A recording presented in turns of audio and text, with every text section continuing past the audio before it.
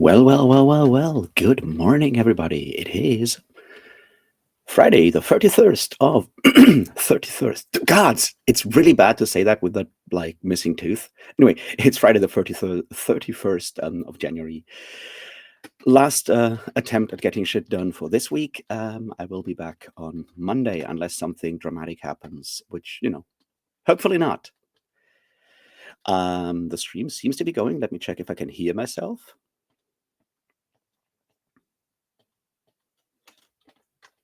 Yes, I can hear myself. Wonderful.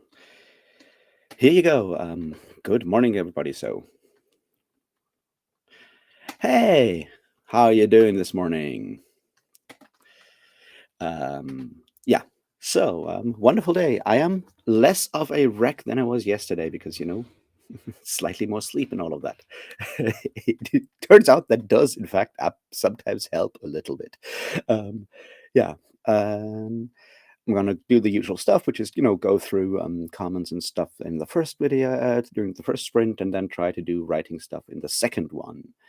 I'm reading two interesting books at the moment. One is a nonfiction book, that being The Witch, A History of Fear from the Ancient Times to the Early Modern Age, something like that, by Ronald Hutton. It's, a book about witchcraft, which is something that Ronald Hutton has written about a lot, and it's a very good one. Well, enjoying is probably the wrong word, but it's I'm learning new things, and I am also, having stuff that I already thought I knew or read put into a larger context, and that is always a nice thing. The other stuff, the other book that I started yesterday was, of course, If on a Winter's Night, a Traveler by Italo Calvino, and really enjoying that one. It's so much fun because it is, it's the kind of book that I enjoy by being pretentiously smart about what it does, just like me. That one.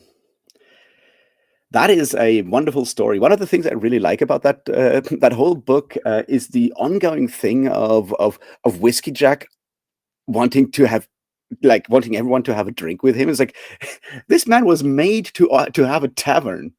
Also, he seems to have like an endless supply of Gredfallen ale in his tent, which interesting. But yeah, I do really. I didn't notice it on like the first reading. On the third reading, it's like so many chapters end with Whiskey Jack going to someone, depending on who it is. Like it's sometimes Amanda Rake. It's everyone like after the whole like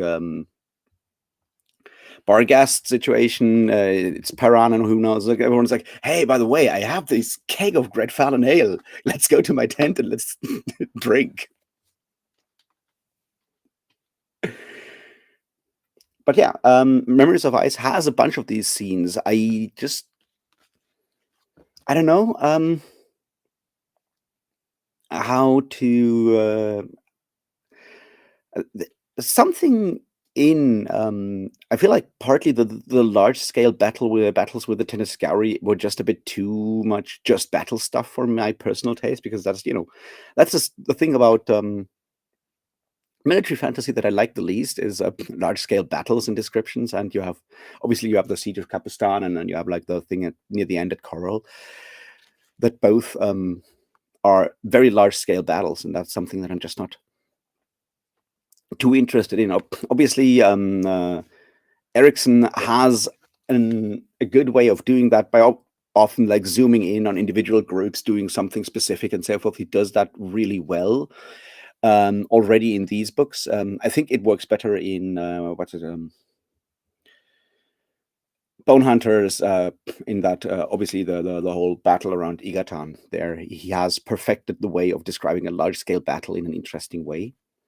I have the same sort of issue, I would say, with She's the Darkness. Mostly She is the Darkness, and like later Black Company novels where the company has like such a large sort of army to command, and She's the Darkness is probably the one where you have the most of these large scale battles. Often, I mean that one's narrated, chronicled by Mergen, right? Yeah, by Mergen, and him just describing the large battle from like either like the bird's eye view or from standing somewhere on the side, and it's like, yeah, and this army marches over there to the left, and then to the north, the other troop commanded by this guy is moving slowly forward, and I'm like, that's so fucking boring.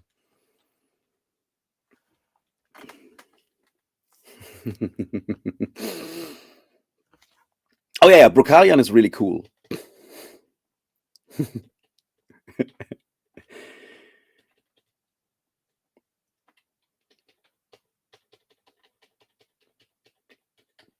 Yeah, yeah, no, the gray swords are really cool, and Brocalion is I think he kind of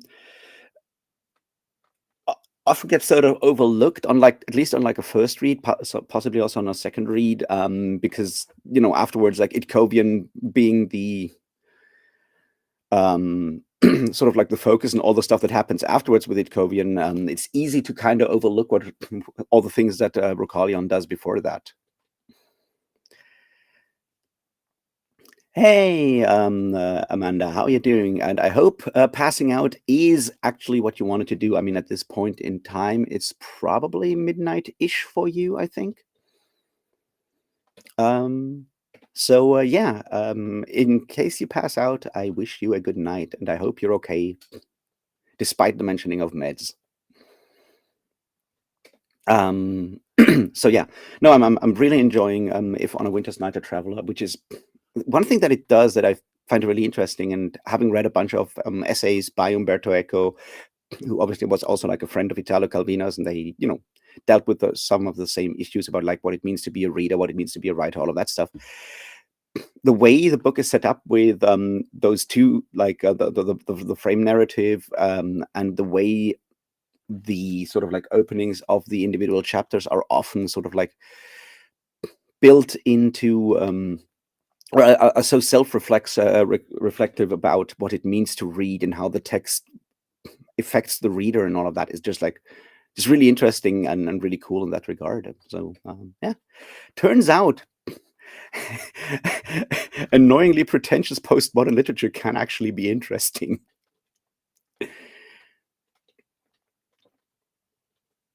Hey, Apollo, how are you doing?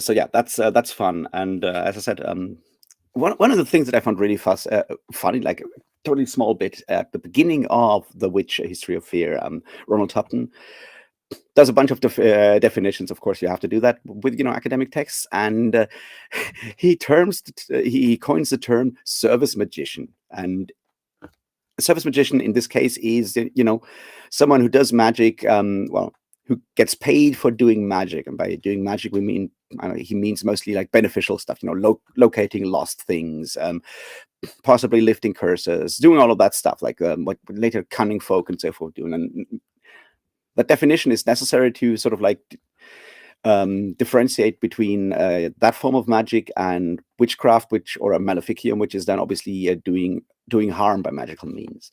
But the term service magician just sounds like something like a job in like an urban fantasy thing. It's like, like Harry Dresden being like wizard who's in the phone book, and you can call him up for like all kinds of stuff. Like Harry, that's a service magician. I mean, technically, that's exactly what Harry Dresden is supposed to be in the beginning of the Dresden Files. He's a service magician. I just love that term. It's just so wonderful, mundane, something that only like academics can come up with. It's like, this is clearly service magician.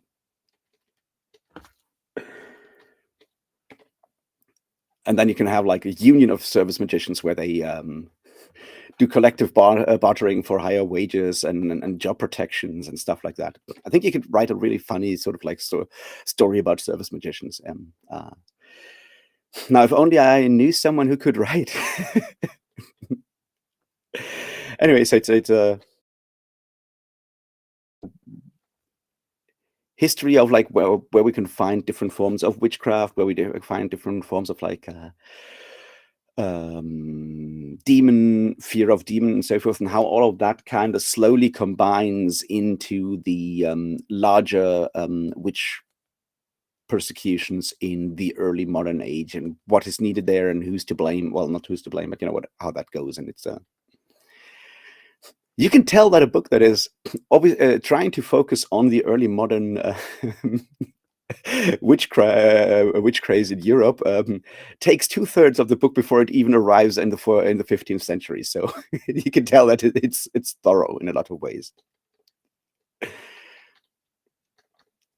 So I've it's just like interesting small bits and pieces here and there, and it reminded me that I still want to read Montagu, the book about Montagu, obviously, which is one of those interesting books. It also Hartmann obviously talks a lot about Carlo Ginzburg, which makes sense.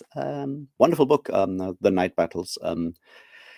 Not necessarily all of it in there, and later Ginsberg stuff on witchcraft and folklore doesn't necessarily hold up to too well nowadays, or has been taken over by both history and folklore studies by now. But it was written in the 60s, so that's just like academia doing the thing that academia is supposed to do, and it's still a really good book and obviously highly influential with the whole idea of the Benandanti being basically taken in verbatim by Guy Gavriel Kay for what's his book, Tigana. He basically has the Benandanti in Tigana and has stuff happening there, which is nice. Kind of also shows one of those things, right? Like that sometimes historical fiction or fantasy even is like you can tie specific things to very specific books being published in a very specific place and time, right? So, for example, the Night Battles, where Ginsberg works through the whole like Benandanti thing for the first time, was published in '66 in Italy, but it took until 1981 for the English version to come out. And the early 1980s is exactly when Guy Gavriel Kay starts working on his fantasy books. The first trilogy, like Fionn is published like 80 something to 85 or something like that, around that time, and Tigana is the next one, like late 80s. So you can see that this being sort of like for the first time available, the idea, the story of the Benandanti being available for the first time to the English speaking public, because unless you know Italian, and no, it's probably with Guy Gavriel Kay, it's possible that he actually reads Italian. Wouldn't rule it out, but you can see how that then is available. Same, it's also for Waking the Moon, that's what it's called, by Elizabeth Hand, where also the Benandanti show up, although her version of the Benandanti is a very different kind of thing from the Nightwalkers in Tigana. Still, Waking the Moon, really good book. I highly recommend it. It's what if the secret history, but also witchcraft and punk.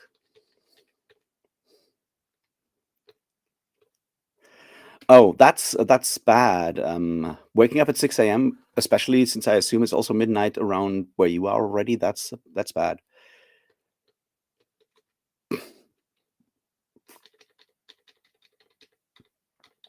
Well, I'm technically still writing the thing about early modern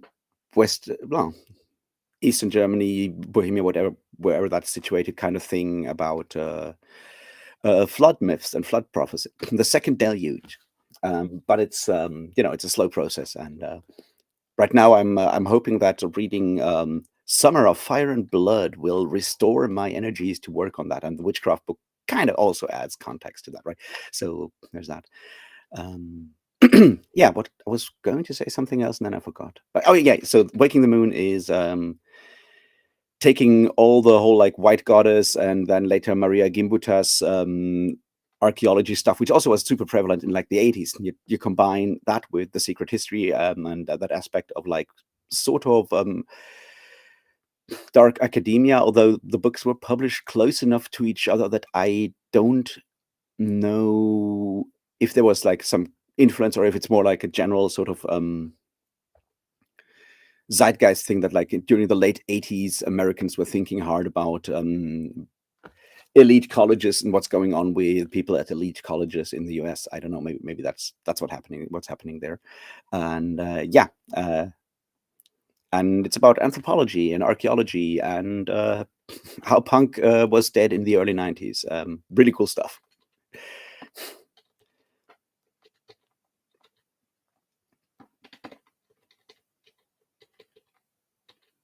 Although there is an element in there that I don't necessarily. I mean, obviously, that book would like totally fuck up people today if they were reading it, Waking the Moon, with the really weird magical stuff going on there's a relationship there that is problematic when it comes to age gap and power dynamics and so forth. I think it works because it's, in a way, it's something of a myth retelling in that regard. And if you retell ancient myths, you're gonna end up with weird incest and age gap situations. That's just like part of it, right? And I'm not quite sure how the transgender topic reads today. It's been like 5 years since I read it, I think, and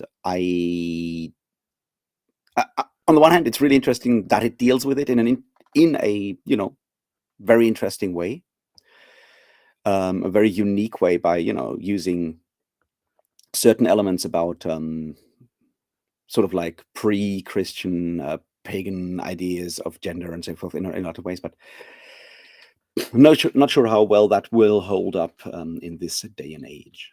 Might be worth rereading because really cool book in a lot of ways, and Elizabeth Hand is one of those really fascinating authors. I'd love to actually have her on for a chat at some point, but for that I'd probably read one or two more of her books and make videos about it so there's more context.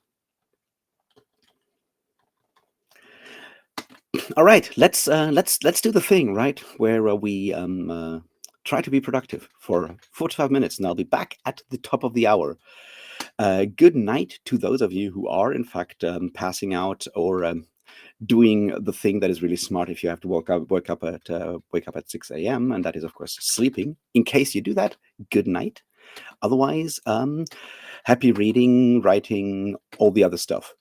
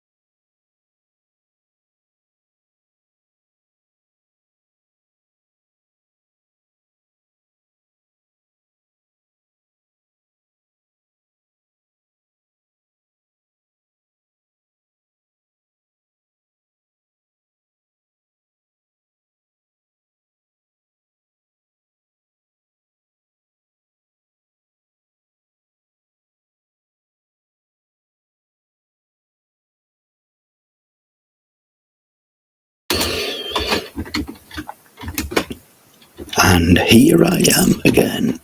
And here I am again. Voice slightly damaged. No. How did you guys do? Hey, Breaking Spines, how you doing?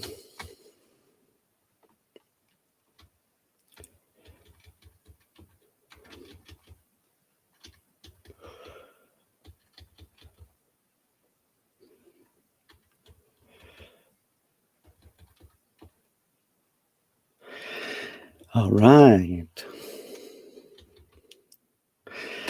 Hello, Ida. How are you doing?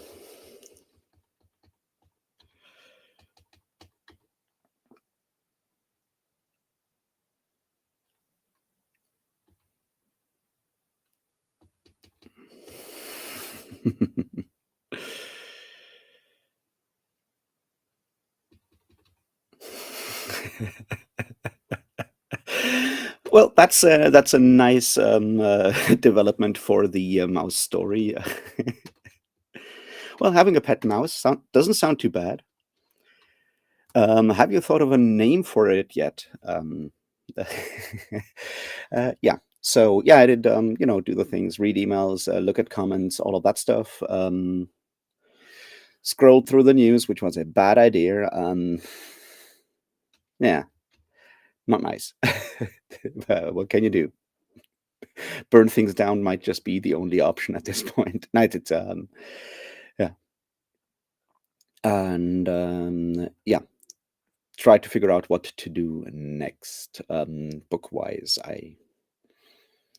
I'm going to try and record a video for the what's it called? The Pirates by George MacDonald Fraser tomorrow for the pirate thing. And then, of course, there will be hopefully something Wizard of the Pigeons, maybe. Who knows? I also want to record a video today about whole can't I just enjoy the story thing? Because saw Patrick Leo putting up a video of why you should read Hyperion, and no, you shouldn't. It's bad. And I know I'm almost alone with that opinion on BookTube, but what can you do? Someone has to defend that. So yeah, that's something I will probably try and structure a bit because it helps to do those things in some form of order. I also in particular because I have like only one beer left in the fridge, and I can only buy new stuff tomorrow because I'm broke. So if I record it today, it will.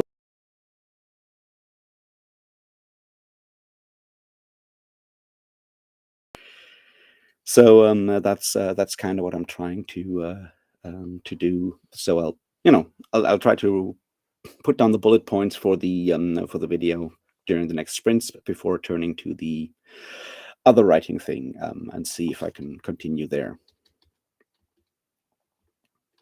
And yeah, that's more or less where I'm at right now. How did you guys do? Did you get some reading done? Did you do something?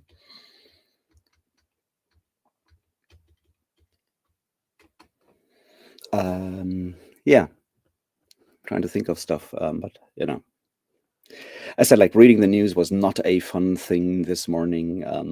Obviously, we had the whole political stuff happening in Germany yesterday with our Christian conservatives voting together with the open fascists, and yeah, it's so yeah,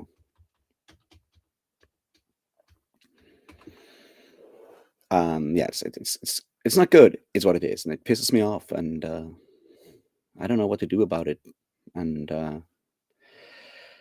I know it's easier said than done to go like, nah, no, we should not let all the negativity kind of drag us down, and I know that, and obviously there's always ways of just keep going, just doing stuff, reading more books, reading more books, reading more books, talking about those books. I can do that, but that doesn't change that. At the back of my mind, I feel like there should be something else I should be doing, and yeah, we'll see. So that's the plan. Like, I mean, the plan is to record one video today and then record another video tomorrow for the pirate thing.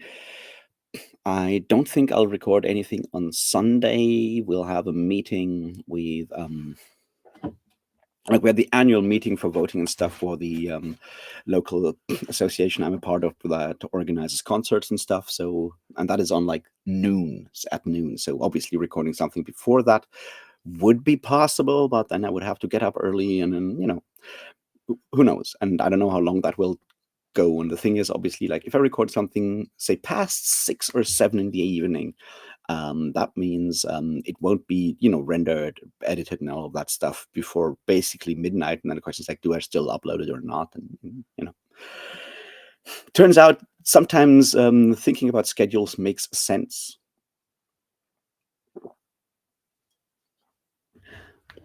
By the way, interesting thing. When I looked at all those, at the analytics, slightly looked at the analytics during that training session, YouTube training session thing, there's like a general list of like when most people are watching my stuff or what time my subscribers are most online on YouTube. And it's an interesting statistic because it's sort of like from like 9 p.m. Until 1 a.m. or 2 a.m. my time. But then again, you know, according to statistics, most of you are in Australia, the UK, and America, so it kind of makes sense. So yeah,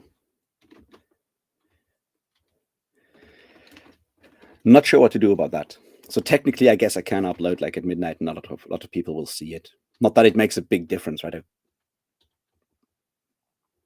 don't think that me talking about books, whatever, you know, it's not the kind of breaking news stuff where I have to sort of like hit specific times so everyone reads it, watches it, and before it becomes irrelevant again. I'm just not that kind of channel. In general, like, you know, the numbers game is one of those things that I, you know, as I said, I try to not look at it, but it's kind of difficult to see like the last couple of days subscribers. I have been losing subscribers, which, well, what can you do?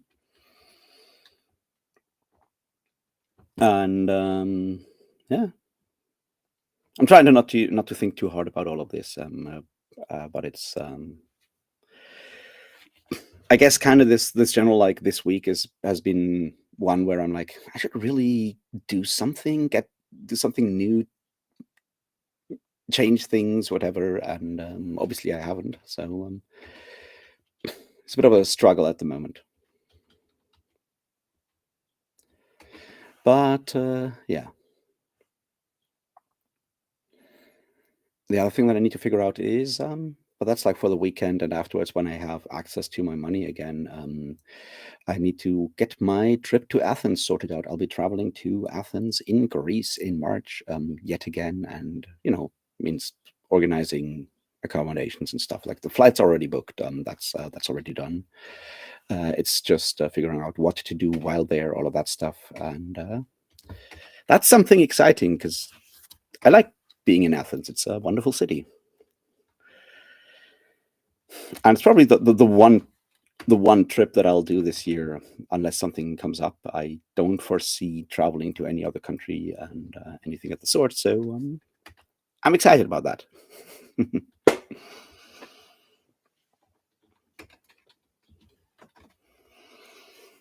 Also, yeah, I can hopefully over the weekend finally start reading The Innkeeper's Song, because then I can get the audiobook now that, you know, Audible refunded me yesterday. Because I pre-ordered it and then I set my region to US so I could have access to US books on Audible. And turns out that meant that the audiobook, which for whatever reason it was released on the 30th for Europe, will only be released next month, I think, in the US, which is ridiculous. I mean, we're talking about the same audiobook, and we're talking about a book that is 40 years old, 50 years old by this time.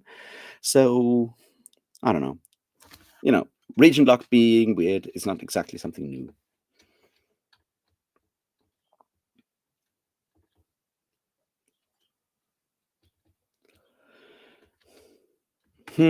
Yeah, yeah. Um, I guess I guess you'll have to wait for the mouse to develop some more sort of like characteristics in its behavior to then see what kind of name would fit, right? I mean,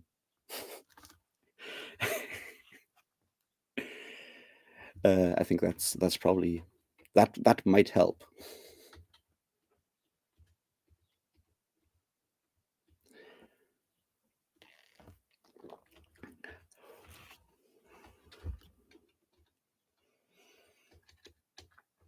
So yeah,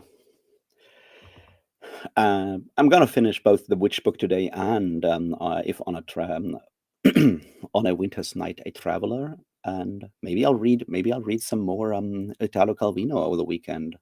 Maybe that's a good idea. I mean, it's a lot of those are currently part of the Audible Plus catalog, so I could get them for free without having to spend any money on. That's always a nice thing, and I've always wanted to read the Cosmic Comics, which also got like a long discussion in one of Farah Mendelssohn's books, possibly also Rhetorics of Fantasy or a different one. I'm not quite sure. So yeah, and they just sound like a really fun and weird kind of collection of incredibly surrealist, weird short stories, and maybe that's exactly what I need at the moment.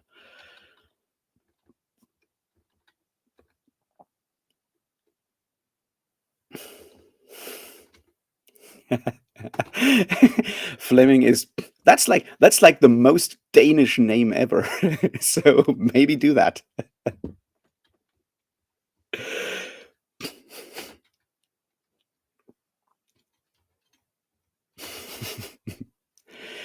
I think that's a good name for a mouse. Yeah. So yeah,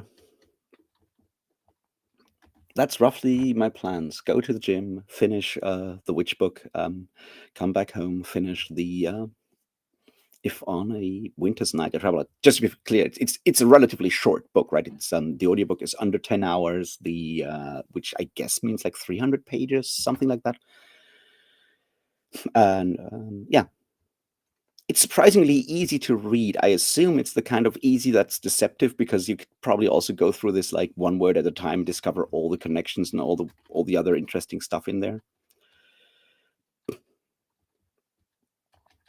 And then I can probably, I mean, go over it like again and again and again and discover more. But right now, I'm just reading it for enjoyment, and it's surprisingly easy compared to say a Thomas Pynchon or whatever. Or maybe I have just gotten more comfortable with reading these kind of books, and if I would go back and reread, say, Gravity's Rainbow, I would not, not struggle too much with it.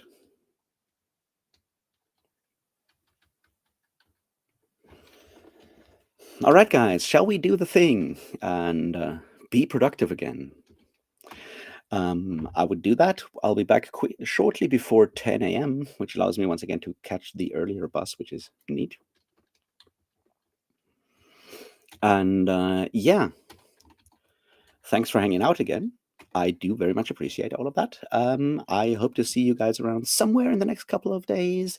There will be videos. I'll be back for the breakfast thing on Monday. Um, if I do anything stream wise on the weekend, it will be very, very spontaneously. I don't know. One of those things that I've been thinking about, but just like vaguely thinking about, nothing concrete yet, right? It's more like a sort of itch at the back of my brain, is trying out Twitch. Like years ago, I made a Twitch account and never used it for anything. And every time I use I open Restream, it asks me if I want to stream on YouTube or Facebook or Twitter, which they still call Twitter, which is interesting, um, and and also Twitch. And I'm like, well, I could just check this box and see what happens, and maybe I'll do that as an experiment just to see how that works. But that's also one of those things I'll just have to figure out. how I feel. So yeah, see you in 45-ish.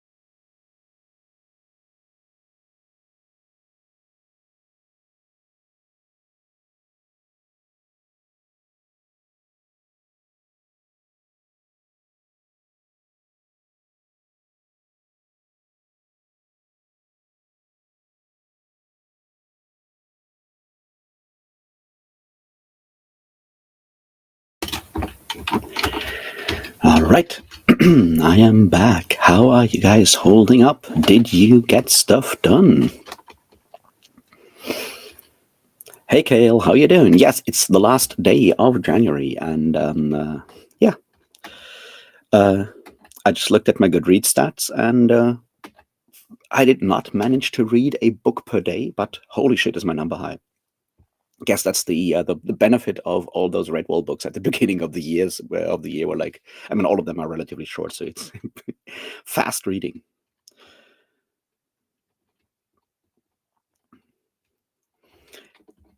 I did, in fact, work on the structure for the video that I wanted to make today, and I think it's solid.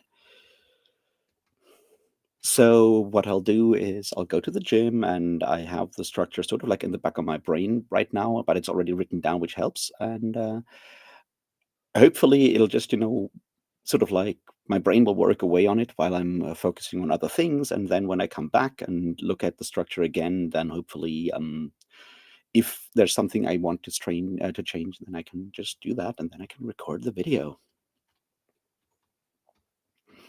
And then I'm gonna reread. Well, I'm gonna finish.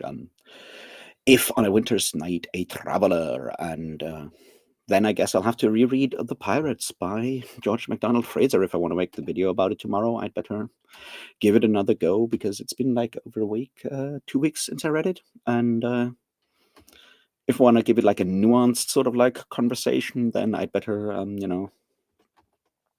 make points and read it and take notes and all of that. Holy shit. Holy shit. That's really awesome. I hope it's not too hot with all of that. So, yeah, congratulations on doing that. I'm gonna do, well, I mean, not running, but I'm going to the gym now. So yeah, everybody, thanks for hanging out. I hope you're having a great rest of the day. Have a wonderful weekend. Uh, don't let shit get you down too much. Be happy. Let's not talk about productivity or anything of the sort for the next couple of days. Just be happy, do fun things, and I don't know, continue fighting fascism, I guess. So yeah, once again, thanks for hanging out, and I'll see you around some